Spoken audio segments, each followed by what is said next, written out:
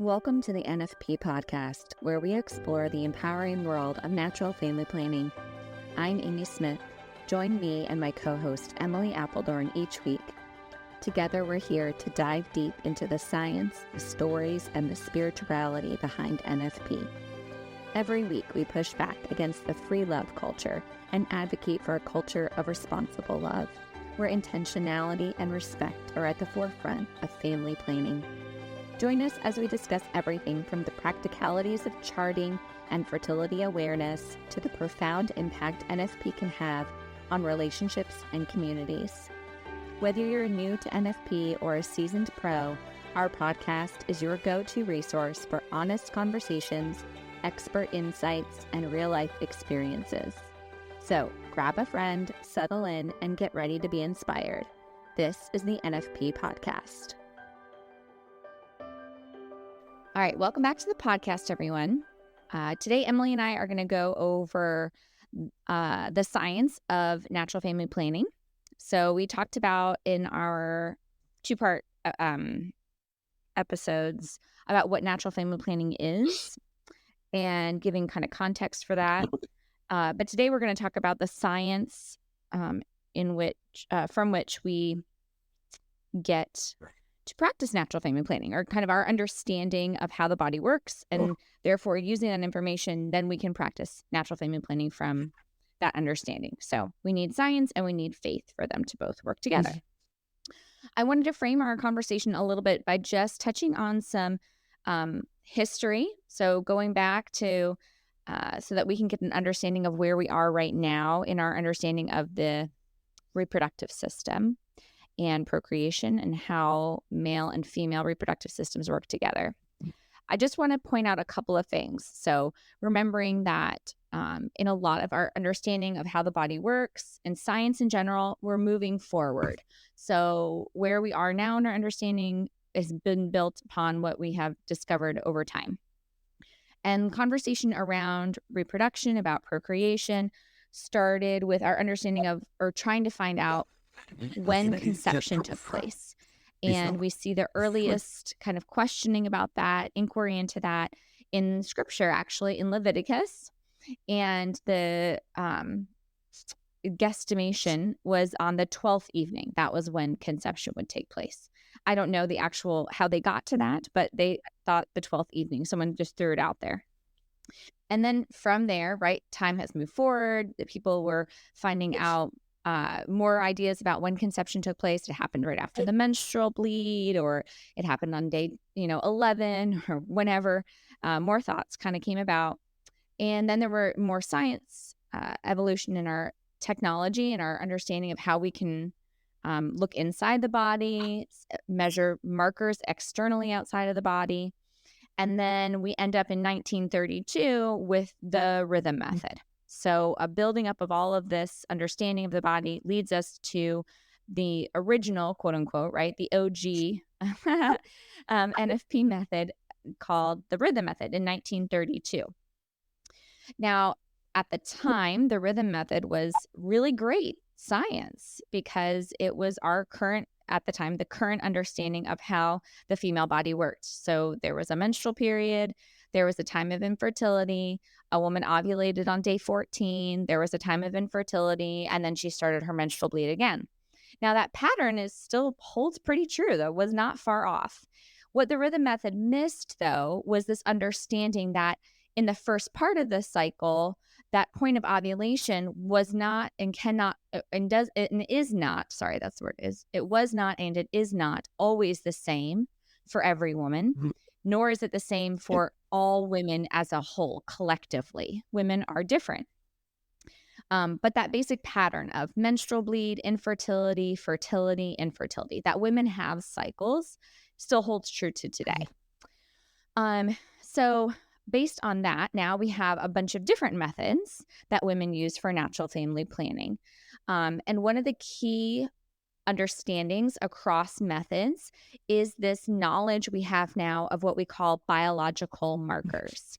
So think of a marker, a biological marker, as your pulse, your heart rate, your blood pressure. Those are external signs that can be measured that indicate what's happening internally. So it's pretty amazing. As a mom, I'm wiping my kids' noses, right? And I've been told by their pediatrician that if I wipe a nose that is yellow or green or some type of funky color, it could be a sign of some type of viral infection. If I wipe a nose with some sneezing and sore throat and it's clear and white and it's right around the time that the pollen is high, it's likely that his allergies are what causing that type of mucus, and the mucus looks different that's coming out of the nose.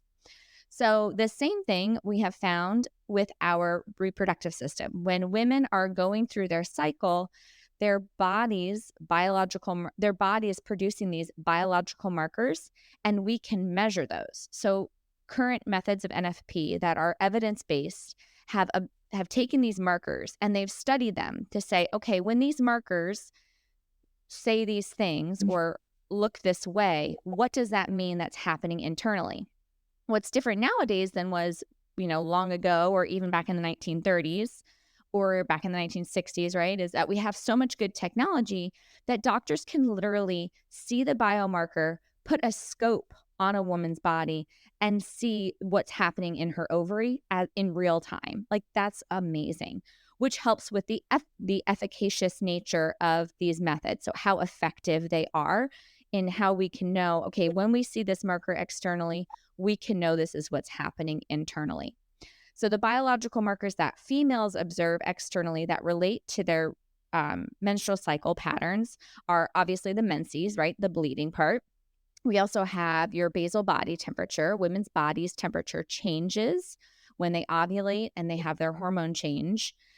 We also can measure and observe cervical fluid, which is something that Emily and I will talk a lot about. That's one of the key markers, biological markers that most NFP methods have you observe during the course of your cycle. But you have to be able to know how to observe it and then how to interpret what you're observing. And then the other one that I would say are called urinary metabolites, which isn't something you can necessarily observe with your eye, but you use a device that, pee on a stick, put the stick in the device, and it measures, again, what your hormones are doing at any time. And then we interpret all that information and we can know where we are in our cycle pattern. And then we use that information with our spouse and we engage in sexual intercourse based on our goals to achieve or to avoid a pregnancy. And then, of course, that information is so powerful because it tells us what's going on in our body, which tells us our health, state of our health, so that these methods, while we talk about them here, sometimes mainly as like the context of family planning, I am very interested, and I know Emily is too, in making sure that young women know about these because they can monitor their health and really get to know their body and know what's, it's typical, what's atypical. So today we're going to talk about the cycle and what's going on as we move through the cycle and how we can observe these biological markers and how to interpret them, what are healthy signs and what are unhealthy signs. And then I'm also going to include a link to a PDF that we're going to have for you that that you can print out. It's going to be for free. And it just has what we go over today is like, here's the time frame that you want for your menstrual period to be in. And here's what it should look like. And you can print that out. You can just kind of tack it up in your bathroom somewhere or just have it on hand to know, okay, am I meeting these markers? And then things are probably going pretty well. If stuff's outside of this, maybe I should talk to my primary care or my OB or someone just to kind of get a second opinion, or maybe I'm thinking that something might be off. So does that sound good, Emily? Oh, yes. Yeah, absolutely. Okay. So let's start with the menstrual cycle. We'll start with women, and then we're going to kind of end with men because women are a little bit more complex and men are pretty simple. All right. So females start now at puberty. Females start their menstrual cycles. They start their menstrual bleed. Usually that's observed by their first menstrual period, and they think, okay, now I've started puberty. In reality, puberty started anywhere from 1 to 3 years before you saw that first bleed. You already ovulated by the time you saw that first bleed. And ovulation is quite an orchestra. It takes an orchestra to make ovulation happen. And it starts in the brain. So about 1 to 3 years before a young girl, right, observes her first menstrual bleed, her hypothalamic pituitary ovarian axis starts to develop and communicate. So in her brain, her adrenal system is starting to talk, and her brain is starting to talk to her ovaries. So whenever we're learning to communicate there, especially if you're learning to communicate with another person, people have different styles, people have different ways that they respond to one another. And so you have to learn that communication, that dialogue of back and forth.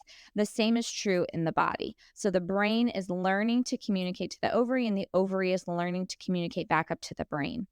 This process, this maturing of this system is so important, and it is what sets a female up for a healthy menstrual cycle in her young years and then into her older years. Keeping this brain ovary connection moving is so helpful and so healthy.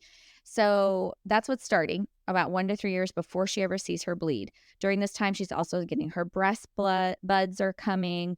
She's maturing. This system is starting up. She's becoming more of a woman. She ovulates right before she has her first bleed, because that's how you have a bleed. So she ovulates, and then she has her first bleed. And now she's kind of on the course for the rest of her reproductive life to just keep doing this. Hopefully at this point, she's established a really healthy, they call it the HPA axis, the hypothalamic pituitary ovarian kind of axis, where the brain is talking to the ovary and the ovary is talking to the brain, and it's cycling back and forth. I think it's really beautiful how we all have different ways of communicating, like you were saying, and reacting to different people, right? That's body language. And so this is a beautiful example of our internal body language, right? And then as you were talking about the signs that we can see as this is approaching in our life, the breastfeeding, just the maturation of our bodies externally, it's really beautiful. And I just can't help but think, if I would have known all of this was going on at this time in my life, how novel, how interesting, how exciting. And that's not the way our society views a menstrual period as far as, an exciting time. I just can't imagine how much more I would have been interested in what was going on with my body if I would have known. I think, yes, to that point, I don't think I ever enjoyed getting a period. Like I've heard of some women that talk about the cycle and they're like, the period's great. You're this woman, that's just like very female empowerment. I'm like, no, I mean, I'm definitely in the camp that like, if I could be like so healthy and everything could be working and I could not bleed, I would be totally on board for that, but it just is not healthy. So it's just the reality of it. I'm glad I get it. I know it's a sign of health, all those things. But I think for me, having this information is just it. I don't know for sure, but I always feel consoled when I know what's happening. When I don't, I can be in a state of anxiety or just like, what's going on here? Yeah, I guess a state of anxiety. But when I have an understanding of what's happening, even if it doesn't take away the toughness of the situation, it just allows me to understand it. And I know it's going on. I just feel so much more peace. So go ahead. No, I was just going to say, that's in anything, Sure. right? When we have the knowledge behind what is going on, it takes out the confusion, which then in turn gives us peace, right? So absolutely, that makes total sense. So I wonder if during my adolescent years when I was awkward, because I didn't get my first menstrual bleed till I was 16, and I always felt just like, chubby and uncomfortable, and girls were developing differently. I just had no idea that we're developing differently. Like nobody had that conversation to say like, don't compare yourself to your friends. Everyone's doing something differently. Your body will do this. Or here's something that's not healthy. Let's get that taken care of, and all of those things. Like I feel like just having that information of like, oh, my body is setting up. It's going to take 1 to 3 years for my brain to be talking to my ovaries. And during that time, like I might put on some more body fat, and then your boobs start to develop and you feel uncomfortable, or you have these mood changes. Like all of those things to just have this better understanding. And then it would have been really nice too, I think, for like the boys, the mean boys in my middle school to know like, oh, this is all what's, just for everyone to kind of know how the body works. I'm not saying they would not have been mean still, but just lack of understanding, I think, can lead to a lot of things, so it's better to understand. So completely agree. Okay, so let's go back to the cycle. So we've got, here's the basic format of a cycle. One cycle starts with the first day of your menstrual bleed, and it goes to the last day before your next menstrual bleed. So during that time, they say, a 28-day cycle is on average. That's actually not a bad number. I think some people bash the 28-day. Like, no, that's pretty solid. Like, that is a pretty good number. But it's not every female. So ideal time is anywhere from 24 to 32 days.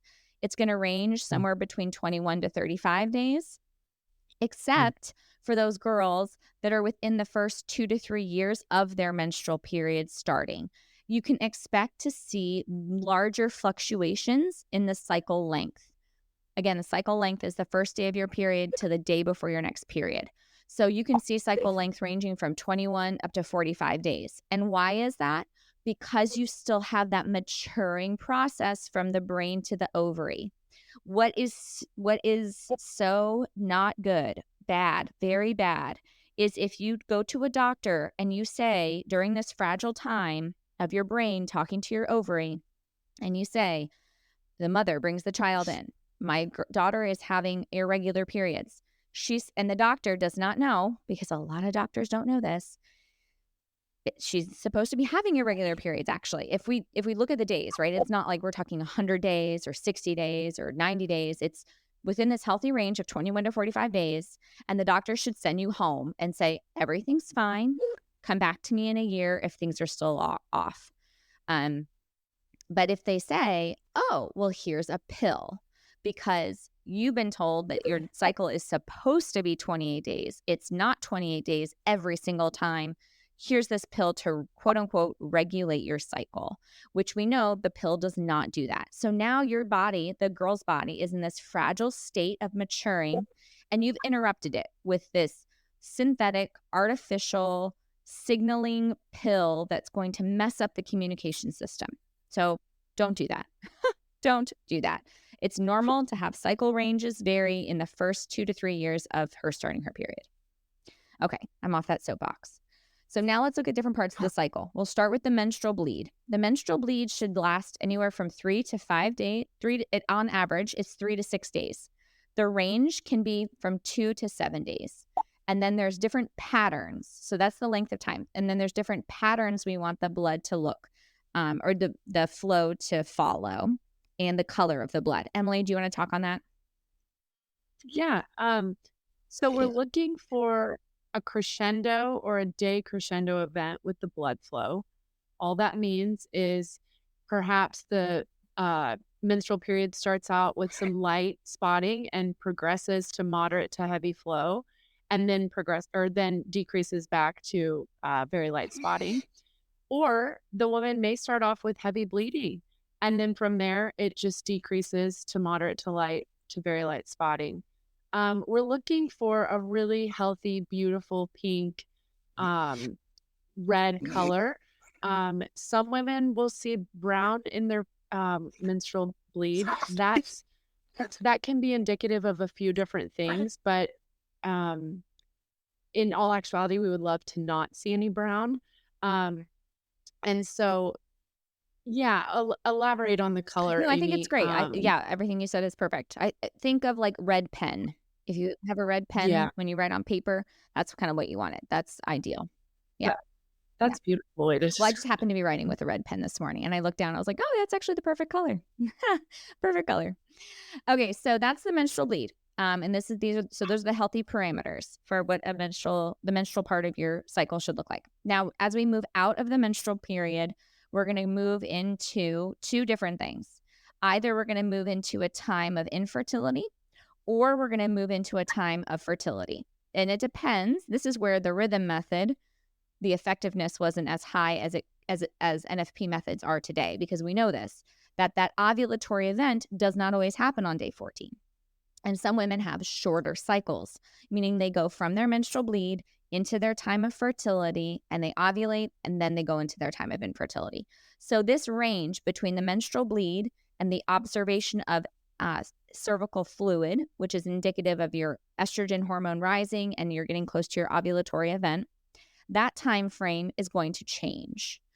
But it's not something, if you're using a method of natural family planning, you have to be quote unquote worried about if you're trying to avoid or if you're trying to achieve that you're going to miss it, because you're daily making observations about what's happening in your body. So you can know if you are having a short cycle or not. You'll know if you're fertile or infertile. So let's say that you are not someone who has a really short cycle. Okay. So we're going to say you have your menstrual bleed, then you go into this time of infertility. And what does that look like externally? Externally, that looks like dryness. You're not seeing cervical fluid. So when you go to the bathroom and you wipe before and after you urinate or have a bowel movement, you're not going to observe any cervical fluid on your tissue. Also, your basal body temperature is about staying the same here. Now, as you move further away from that menstrual bleed, and that time of infertility, as it progresses, now you're going to start to see your cervical fluid. So now we're going to talk about the fertile window, if you will. And that's going to start with the observation of cervical fluid. Your temperature is still not changing here.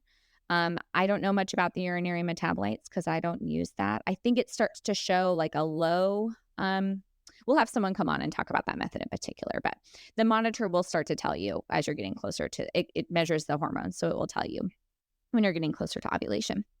But that being said, so your cervical fluid starts to show up, and you notice this when you're going to the bathroom, when you're wiping. Some young girls, because you're not wiping, you're not paying attention to this.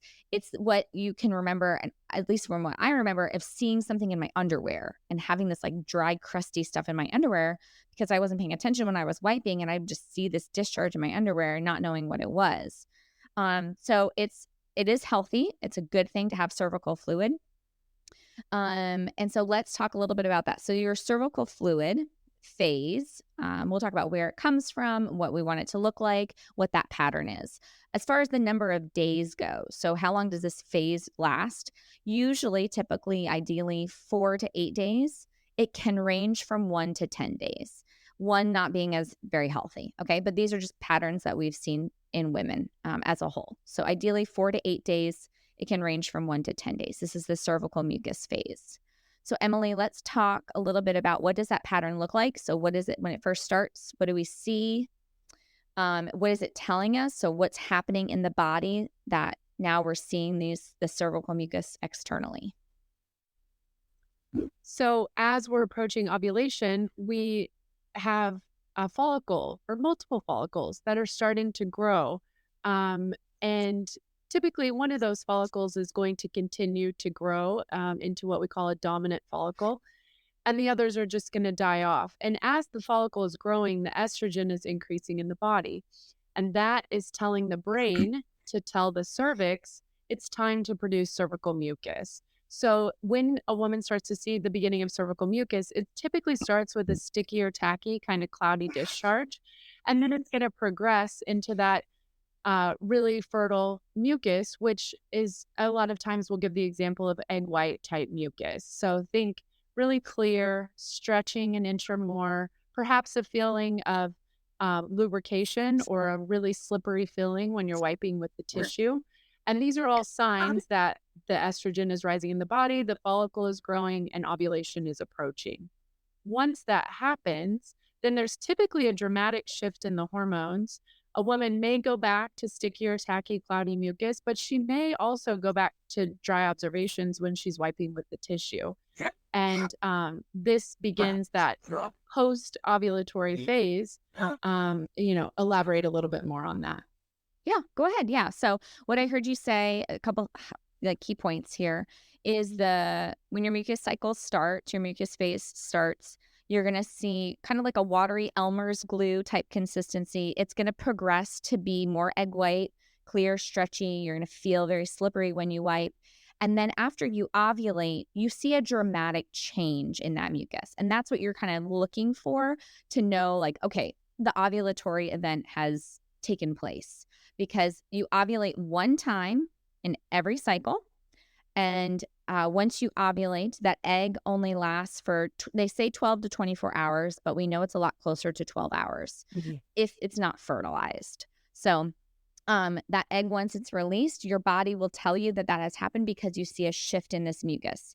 So you're observing the mucus, you're looking for the change in the beginning from the sticky, cloudy to the egg white, and then you're looking for the egg white to go away. And it can go away either, like what Emily said, be very dramatic, and it's like, wow, now I'm all of a sudden dry again, 100%. Or it's like a sticky, cloudy for like a day or two, and then it's dry. Okay.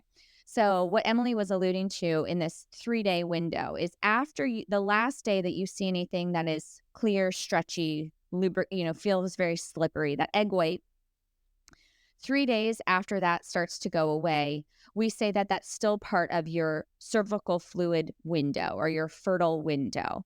And that's because the cervix is closing up, it's drying up, and conception can still take place during that time if intercourse had taken place during that time when there was good cervical fluid. Go ahead, Emily. What else do you want to say? Even if intercourse has not taken place during that time of cervical fluid, because the pH of the vagina at that time is friendly to seminal fluid, a pregnancy can still be achieved during that time because of that shift. Do we want to talk about the shift of the pH and all that? Yes. Okay. Yes. So let's go. So let's incorporate that into this conversation too.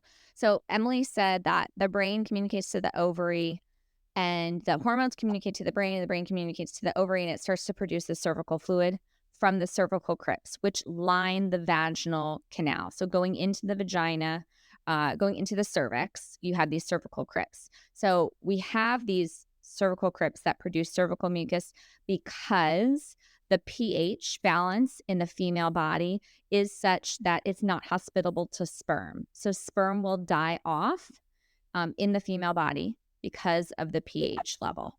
But when we have cervical fluid present, especially cervical fluid that looks very egg white-like, it adjusts the pH so that sperm can survive and move up through the cervix into the fallopian tube in order to meet an egg when she ovulates, in order to fertilize the egg for conception.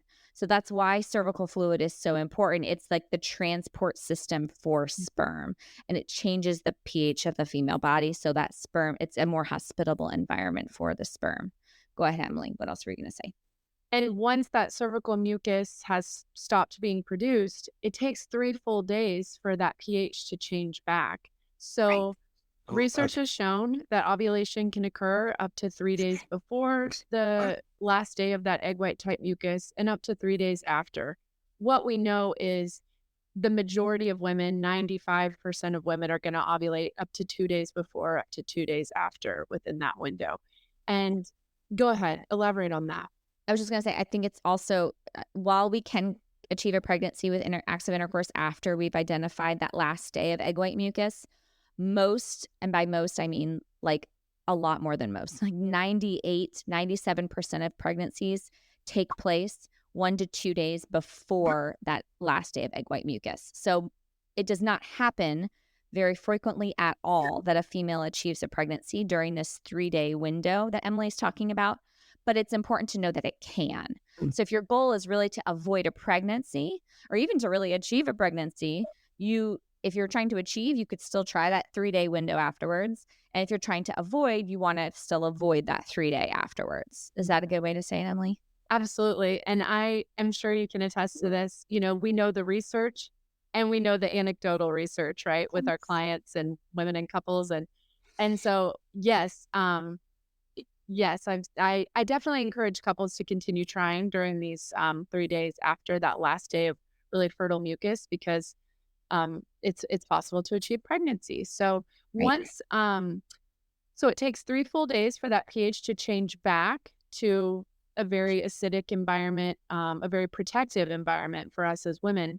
And so at the end of that 4th day, past the last day that we see that egg white type mucus, that's when we can confidently say that our infertility has returned until the next menstrual period. Okay. So now that we've moved out of the cervical fluid phase or portion of the cycle Now we're into what's called the luteal phase of the cycle. So the last part or the last half of our cycle, depending on how many days your cycle is. And that's usually denoted by the last day you see any type of cervical fluid that looks like egg white. That next day is then we're part of that luteal phase. And what's happening here, why is it called the luteal phase? Because after that follicle that Emily talked about, that follicle that matured and was housing the egg, it matured and then it released the egg into the fallopian tube. So it left the ovary, it went up into the fallopian tube, where if a sexual act had taken place during that fertile window with the mucus present, there could be sperm waiting in the fallopian tube for that egg. And so the sperm would then fertilize that egg, and that baby then travels in the fallopian tube for about a week until it gets to the uterus. So the body does not know what to do other than to prepare for pregnancy. And that's very smart of the body. We want the female body to always be doing this, because if we had to tell our body, oh, I'm trying to get pregnant right now, turn on all these systems, it would be just not very efficient. So our body just defaults to, let's be pregnant in case we're pregnant. And then if it's not, it just sloughs off the lining. It has a way to just kind of get rid of the lining. So anyway, follicle's matured. It releases the egg. Now that follicle changes jobs, and it becomes what's called a corpus luteum, and it sits on the ovary. It looks yellow. That's what corpus luteum means, yellow body. It sits on the ovary, and this is what produces progesterone. So now as that egg, and if it's fertilized, that baby is moving through the fallopian tube, the corpus luteum is telling the uterus the corpus luteum is producing progesterone, and the progesterone is what tells the uterine lining to thicken, to become very supple, kind of like a cozy spot, because once that baby drops into the uterus after a week of traveling through the fallopian tube, it needs to latch into that uterine lining and then be there for 9 months. So it needs that uterine lining to be really healthy. During this travel time of the ovary, baby through the fallopian tube, or if it's not a baby, it's just an egg. The egg, right, is moving through the fallopian tube, and the hormones are shifting. So if you're not pregnant, what happens is you ovulate, release the egg, the egg atrophies after 12 hours, and then your hormones are shifting. So now your progesterone is still being produced, right? That lining is still being produced because your body doesn't know if we're not pregnant yet. So that lining is building up. After about 13 to 15 days, you find out you're not pregnant. Well, now that corpus luteum atrophies, progesterone drops, which indicates, okay, which is what tells your body, okay, we need to shed this lining. So then you shed your lining and you have another menstrual bleed. During that time that the progesterone's rising, you are not observing anything externally. You are dry. As far as mucus goes, you're dry. What you can observe is if you're taking your temperature, you're going to see a slight uptick in your basal body temperature right after you ovulate. And then it's going to stay elevated until it drops again before you have your next period, or it will stay elevated because you're pregnant. So now if you're pregnant, you're still externally, we're going to go back to that scene. So you ovulate, follicle becomes that corpus luteum. Now this sperm that were in the fallopian tube fertilize the egg. So now the baby is traveling through the fallopian tube. That corpus luteum telling your body, produce progesterone. The progesterone is making that lining really supple and nutrient dense for the baby. It's building. Baby drops into the uterus, latches onto that uterine wall, and then you remain dry. And about 18 days after you ovulate, you take a pregnancy test and you are pregnant. So this phase, this travel time for the baby, or this time that the corpus luteum takes to die off if you're not pregnant, is anywhere from 13 to 15 days, we'll say on average. That's a healthy time. So you ovulate, and then 13 to 15 days, you have a period. The range can be from 9 to 17 days. So it can be shorter for some women, longer. We don't want to see that luteal phase to be too short, right? Because based on what we just talked about, what I just described, is imagine if that period is too short. Well, baby is traveling through the fallopian tube, but that and so that's the time for the uterine lining to get thick and build up. But if the uterine lining does not have enough time to do that, well, baby drops off into the uterus and there's no lining. It's already started to shed. So that baby is just miscarried. So we want to see a healthy luteal phase. So we want it to be, like I said, between 13 and 15 days. The other thing we don't want to see is we don't want to see a lot of fluctuation within one woman. So you kind of have a number within this wide range of, let's say, 9 to 17 or 11 to 16. Those are like the ranges of all women collectively, right, throughout the world, women as a population. But we don't want to see such a wide range within one woman. So for me, I ovulate, 10 days later, I have a period. Or I ovulate, 13 days later, I have a period. I ovulate, 13 days later, I have a period. Maybe one cycle, it's like I ovulate 14 days later, I have a period. Or I ovulate 12 days later, I have a period. But I'm still within like 1 to 2 days of that like set number that's pretty consistent for me. We don't want it to be I ovulate, 9 days later, I have a period. I ovulate, 20 days later, I have a period. Like we don't want to see a drastic fluctuation in that luteal phase. We want it to be pretty consistent. Ideally, we're not seeing any brown spotting bleeding before our menstrual bleed starts. We want just a dryness, and then we have a healthy bleed that starts for our menstrual bleed. So that last day of dryness is what denotes the end of that menstrual cycle, and then we start all over again with another menstrual bleed if we're not pregnant. Anything you want to say about that, Emily? That was a lot. I had thought of something. Sorry, you should cut me off. No, it's totally fine if I think of it. Well, how about this? Okay, I'm going to move into the men, and if you think about it, let's go back. Okay, tell me. All right. So we covered females. So females start, and they have cycles. So they're moving through this beautiful cycle of menstrual bleed, infertility, cervical fluid, fertility, ovulation is the main event. Then they go back into a time of infertility, and then it starts all over again. That's why we call it a cycle, because it just keeps repeating itself. It's like the water cycle, that picture from science, just keeps going and going and going. So that's what's happening. For healthy females, that's what's happening. Now, let's switch to men, because it takes 2 to make a baby. So for healthy men, they do not have cycles. And this is a good thing because we're going to talk about the complementarity. Men don't have cycles. When they start puberty in their early teen years, when they start puberty, it's like a switch goes on. And I'm perhaps oversimplifying this, forgive me, but I feel like it's just a lot easier to think of it this way. A light switch goes on, and their testicles, which are located on the external part of their body, start to produce sperm. And they're like sperm factory, and they just keep going and going and going and going and going and going. And they're located externally. The testicles are located externally because sperm are very sensitive, and they're sensitive to 2 things. One is heat. So if the testes were located internally, all the sperm would die.